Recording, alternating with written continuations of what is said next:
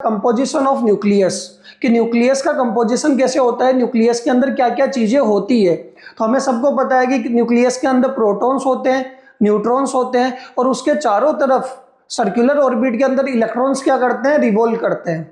ठीक है, तो कंपोजिशन ऑफ न्यूक्लियस क्या है कि nucleus consist of proton, neutron and electron are revolving around the nucleus. ठीक है, इसके बाद हम बात करते हैं रिप्रेजेंटेशन ऑफ एन एलिमेंट। ये भी हमने केमिस्ट्री में पढ़ रखा है कि रिप्रेजेंटेशन क्या होता है, किसी भी एलिमेंट को कैसे रिप्रेजेंट करेंगे। मान लो ये एक्स है, ठीक है, तो एक्स यहाँ पे लिखा हुआ होगा नीचे एटॉमिक नंबर, और यहाँ पे लिखा हुआ होगा एटॉमिक मास। या फिर इस तरीके से भी लिख सकते हैं कि ये एक्स है, यहाँ पे एटॉमिक नंबर, और ये क्या होने वाला है, एटॉमिक मास। जैसे मान लो आपने कार्बन ले लिया, कार्बन 612, तो 6 तो उसका क्या एटॉमिक नंबर है, ठीक है, और 12 उसका क्या है, एटॉमिक मास है। ठीक है, एक और चीज ध्यान रखना कि जो एटॉमिक नंबर होता है, जेड आपका क्या होने वाला है, एटॉमिक नंबर होने वाला है।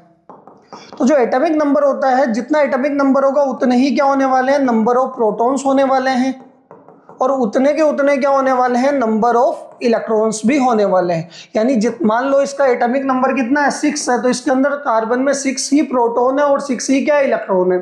ठीक है, नेक्स्ट बात करते हैं एटॉमिक मास की। कैपिटल ए क्या होने वाला है, एटॉमिक मास होने वाला है, या फिर इसको हम क्या बोलते हैं, मास नंबर भी बोलते हैं।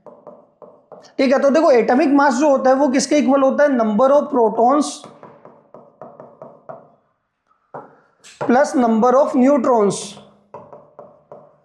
नंबर ऑफ न्यूट्रॉन्स, प्रोटॉन्स और न्यूट्रॉन्स दोनों का सम करते हैं तो एटॉमिक मास आता है।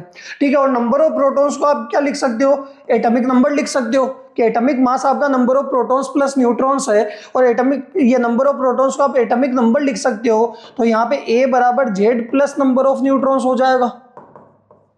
तो अगर आपको नंबर ऑफ न्यूट्रॉन्स निकालने हैं, नंबर ऑफ न्यूट्रॉन्स निकालने हैं, तो हम क्या करेंगे, ए में से जेड को माइनस कर देंगे। बताओ क्लियर है, या आपके पास जेड एटॉमिक नंबर या नंबर ऑफ प्रोटॉन्स और इलेक्ट्रॉन्स होते हैं, और अगर आपको नंबर ऑफ न्यूट्रॉन्स निकालने हैं तो एटॉमिक मास में से, मास नंबर में से एटॉमिक नंबर माइनस कर देंगे।